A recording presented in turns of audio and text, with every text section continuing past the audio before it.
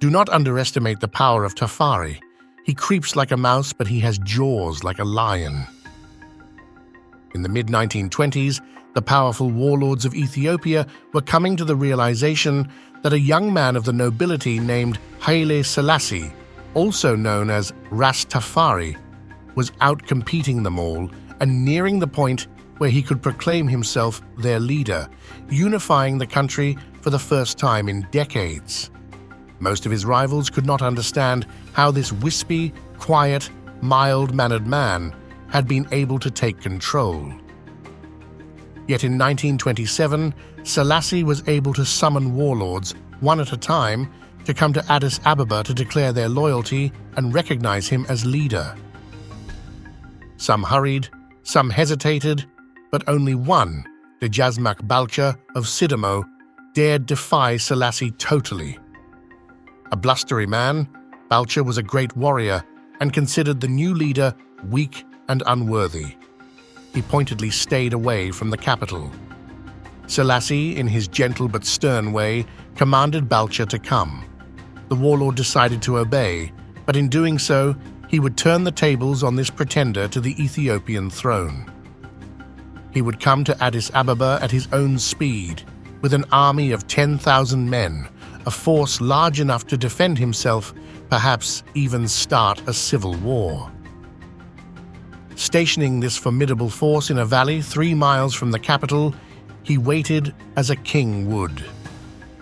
Selassie would have to come to him. Selassie did send emissaries, asking Balcha to attend an afternoon banquet in his honor. But Balcha, no fool, knew history. He knew that previous kings and lords of Ethiopia had used banquets as a trap. Once he was there and full of drink, Selassie would have him arrested or murdered. To signal his understanding of the situation, he agreed to come to the banquet, but only if he could bring his personal bodyguard, 600 of his best soldiers, all armed and ready to defend him and themselves. To Balcha's surprise, Selassie answered that he would be honored to play host to such warriors. On the way to the banquet, Balcha warned his soldiers not to get drunk and to be on their guard. When they arrived at the palace, Selassie was his charming best. He deferred to Balcha and treated him as if he desperately needed his approval and cooperation. But Balcha refused to be charmed, and he warned Selassie that if he did not return to his camp by nightfall, his army had orders to attack the capital. Selassie reacted as if hurt by his mistrust. Over the meal, when it came time for the traditional singing of songs in honor of Ethiopia's leaders, he made a point of allowing only songs honoring the warlord of Sidamo. It seemed to Balcha that Selassie was scared and intimidated by this great warrior who could not be outwitted. Sensing the change, Balcha believed that he would be the one to call the shots in the days to come.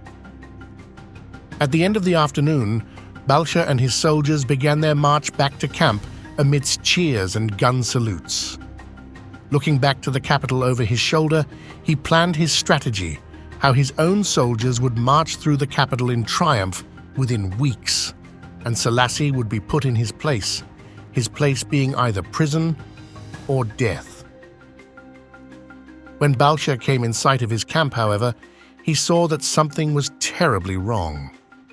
Where before there had been colorful tents stretching as far as the eye could see, now there was nothing, only smoke from doused fires. What devil's magic was this? A witness told Balcha what had happened. During the banquet, a large army, commanded by an ally of Selassie's, had stolen up on Balcha's encampment by a side route he had not seen. Knowing that Balcha would have heard a noisy battle and hurried back with his 600-man bodyguard, Selassie had armed his own troops with baskets of gold and cash. They had surrounded Balcha's army and proceeded to purchase every last one of their weapons. Those who refused were easily intimidated.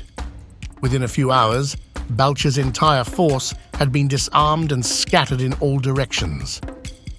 Realizing his danger, Balcha decided to march south with his 600 soldiers to regroup, but the same army that had disarmed his soldiers blocked his way.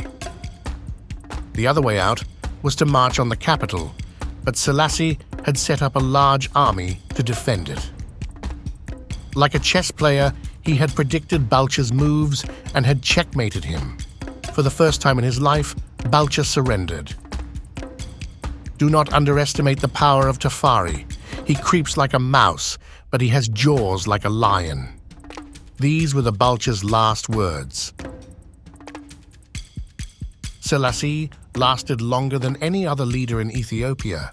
Never angry or impatient, he lured his victims with sweet smiles, lulling them with charm before he attacked.